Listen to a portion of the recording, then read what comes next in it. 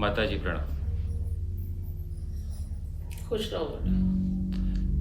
माता जी, आपके वीडियो को लोग बहुत ही पसंद कर रहे हैं और वो चाहते हैं कि आप इसी तरीके से किसी न किसी विषय पर आप उनको ज्ञान प्रदान करती रहें। ऐसा ही एक प्रश्न हमें प्राप्त हुआ है कि ज्योतिष का हमारे जीवन में क्या महत्व है? क्या ज्योतिष हमारे जीवन में कुछ बदलाव ला सकता है? क्या उसका अध्यात्म से किसी भी तरीके का कोई संबंध है? पहले तो बेटा हमारी वीडियो पसंद कर रहे हैं लोग, उसके लिए बहुत बहुत धन्यवाद। प्रश्न ये बच्चों का लगता है मुझे ज्योतिष, क्योंकि आजकल बच्चे इस भीड़ में लगे हुए हैं ज्योतिष के बारे में। तो ज्योतिष का अर्थ है बेटा, ज्योति का मतलब है प्रकाश और ईश का मतलब ईश्वर। ज्योतिष ईश्वर का प्रकाश। अब जब ईश्वर का प्रकाश है तो हमारे जीवन से तो संबंध बहुत अच्छी तरह से उसका। ज्योतिष का हमारे जीवन में बहुत महत्व है, क्योंकि हम सब उस ईश्वर की संतान हैं और हम पूरे मतलब प्रकृति, इंसान, जानवर, पशु, पक्षी सब 5 तत्व से बने हुए हैं। 5 तत्व से बने होने के कारण सबका एक दूसरे से संबंध है। प्रकृति का हमारे प्रति कुछ कर्तव्य है, हमें पालती है वो, और हमारा भी उसके लिए कुछ कर्तव्य बन जाता है कि हम भी उसके लिए कुछ करें। सबसे पहली बात, ज्योतिष आजकल इतना ज्यादा प्रचलन में है कि लोगों ने इसको व्यवसाय बना लिया है, जबकि ये व्यवसाय नहीं होना चाहिए। व्यवसाय तो एक अच्छा सा नहीं लगता। व्यवसाय बना लिया, और उन्होंने व्यवसाय बना लिया जिन्होंने कि जिनको ज्ञान ही नहीं है ज्योतिष का। अब ये तो अच्छी बात नहीं है, लेकिन इसका साधारण सा तरीका है जिसे मैं आज अपनी जिंदगी से जोड़कर आपको बताती हूँ। सबसे पहली बात, हमारा जो शरीर है वो 5 तत्वों से मिलकर बना है। हम 5 तत्वों से मिलकर बने हैं, और इसी तरह से हर जीव जब पैदा होता है तो उस समय कोई ग्रह या नक्षत्र, सबके हर जो जीव अलग अलग ग्रह में अलग अलग नक्षत्र में पैदा होता है। उन ग्रह और उन नक्षत्रों का उसके जीवन में प्रभाव होता है, जीव के जीवन में, और उन्हें उसी के हिसाब से वो अपने कर्मों को काटता है, मतलब कर्म काटने के लिए आता है।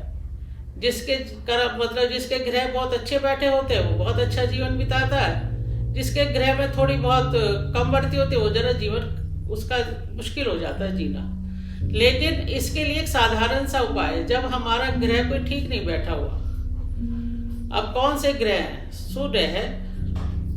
अगर किसी का सूर्य मतलब कमजोर है या नीच का बैठा हुआ है तो सीधा सा उपाय है उसका। सबसे पहले हम किसे देखते हैं? सूरज को।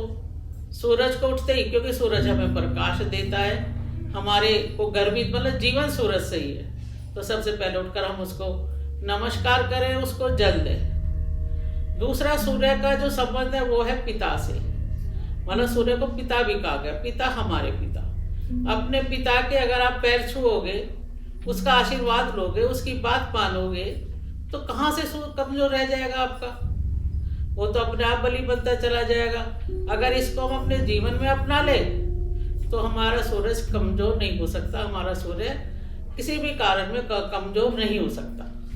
दूसरी बात, चंद्र का संबंध हमारी माता से। मान लो किसी का चंद्र ठीक दिशा में नहीं बैठा हुआ तो अपने माँ के रोज पैर छुए, माँ की सेवा करें, तो उसका चंद्र ठीक हो जाएगा। तीसरा संबंध, हमारे प्रकृति के प्रति हमारे कुछ कर्तव्य हैं, हमारे आसपास के जीव जंतुओं के प्रति भी हमारे कुछ कर्तव्य हैं। जैसे पहले के लोग थे, 1 रोटी गाय की निकालते थे जरूरी। अब अगर हम गाय को खाना खिलाएंगे तो हमारा गुरु अच्छा हो जाएगा। गाय को खाना खिलाओ, जीव है हमारा वो। माता भी कहते हैं उसको खाना खिलाओगे आपका गुरु अच्छा हो जाएगा। दूसरा, अपने जो हमारे पास में कुत्ते देखो कितने सारे हर गली में होते हैं, उनको खाना खिलाओगे तो आपका जो है केतु मजबूत हो जाएगा। जो कहते हैं हमारा केतु तो खराब चल रहा है, अरे भाई आसपास इतने कुत्ते हैं, उनको भी 1 रोटी डाल दो, उनका भी पेट भर जाएगा और हमारा भी भला हो जाएगा। तीसरा, एक ग्रह जो कहते हैं भाई शनि बहुत दुख दे रहा है हमें, तो अब शनि का बहुत ही सरल उपाय है। सबसे पहले तो हम शनि के लिए अपने बड़े बूढ़ों की वो करें, बात माने, उनकी थोड़ी इज्जत करें बड़े बूढ़ों की, तो शनि तो अपने आप खुश हो जाएंगे।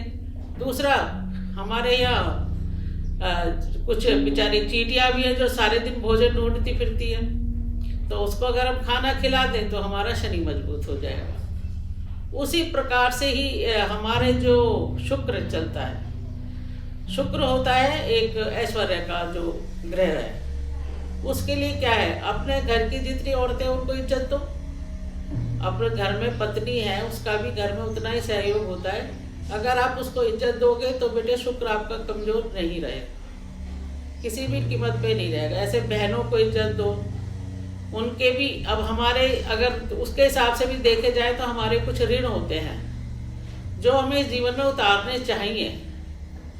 पितृ ऋण भी है, मातृ ऋण भी है, भाता मतलब भाई का ऋण भी है, पूर्वजों का ऋण भी है, बहनों का ऋण भी है, क्योंकि हमारा जो संबंध है इसी तरह से है, सबके साथ लेना देना। अगर हम उसका हक मारेंगे, किसी का भी भाई का हक मारेंगे तो हमारा भी ग्रह खराब होंगे, बहन का हक मारेंगे तो भी हमारे ग्रह खराब होंगे। अगर हम उनको देते रहेंगे तो हमारे अगर ग्रह कमजोर भी हैं तो वो मजबूत होते रहेंगे और आपस में प्रेम बना रहेगा। ये बहुत ही साधारण सी छोटी छोटी सी बातें हैं जिनको हमें अपने जीवन में अपनाना चाहिए। सूरज को जल भी देना चाहिए, हमें जो है चींटियों को भी भोजन खिलाना चाहिए, कुत्तों को भी खाना खिलाना चाहिए हमें। और तो और सबसे अच्छी बात है पक्षी, कहते हैं ना पक्षी हमारे पितरों को भी मानते हैं कि पितर जो वो मजबूत हो जाएंगे उस खाने से, तो भाई पितर ऋण आपके पक्षियों खाने से और खाने से भी हो जाता है। और पितरों का ऋण तो मैंने सुना कि अगर जिस घर की बेटियां खुश रहती हैं, बहुएं खुश रहती है, वो घर बहुत प्रगति करता है। तो जब प्रगति करेगा, मैं इसका मतलब उस घर में बेटियों का, बहुओं का, बच्चों का, लड़कियों का आदर है उस घर में, और वो घर जो है बहुत ज्यादा प्रगति करेगा। तो ज्योतिष का हमारे उससे बहुत ज्यादा संबंध है गहरा, और इसका हमारा सीधा सा हिसाब है, जब हम इतने सारे कर्म करेंगे बच्चों का अपने आप ही उनमें इतनी अच्छी आदतें बन जाएंगी कि उनका अपने आप ही अध्यात्म से रिश्ता जुड़ जाएगा। क्यों जुड़ जाएगा? क्योंकि उनके कर्म अच्छे हैं। कर्म अच्छे तो अध्यात्म तो उससे ईश्वर का रिश्ता तो उससे जुड़ना ही जुड़ना है। बहुत बड़ा खेल है ये कर्मों का, उसका तो जुड़ना ही जुड़ना है, और कर्म उसके कट जाएंगे। क्योंकि प्राणी यहाँ पर धरती पर किस लिए आता है? अपने जो है कर्म काटने के लिए आता है।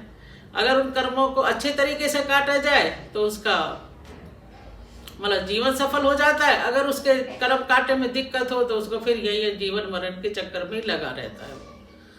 और ज्योतिष विद्या का ज्ञान होना चाहिए, और ज्योतिष का हमारे अध्यात्म में भी बहुत महत्व है, हमारे जीवन में भी बहुत महत्व है, और हमारे हर चीज में महत्व है उसका।